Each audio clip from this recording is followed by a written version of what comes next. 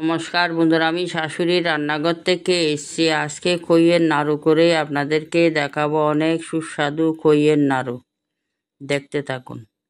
আমি 1 বাটি খই নিয়েছি। খইগুলো আমি কড়াইতে ভেজে নিচ্ছি। আমার ভাজা হয়ে গেছে, একটা থালাতে আমি নিয়ে নিচ্ছি। দেখেন ভেঙে যাচ্ছে। এবার মিক্সার জারের মধ্যে নিয়ে আমি গুঁড়ো করে নিয়েছি। কড়াইতে গোটা জিরে, গোলমরিচ ভেজে নিচ্ছি। এবার গুঁড়ো করে নিচ্ছি হাঁড়ির সাথে।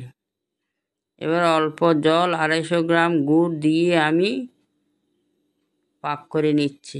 এবার ভাজা মশলাটা দিয়ে আমি পাক হয়ে গেছে। এবার আমি ঢেলে নিচ্ছি, একটু হাতে ঘি মেখে নিয়েছি। এবার দেখেন আমার খইয়ের নাড়ু হয়ে যাচ্ছে। কি সুন্দর সুস্বাদু খইয়ের নাড়ু। একবার আপনারা খেয়ে দেখেন, ভালো লাগবে। জয় গুরু।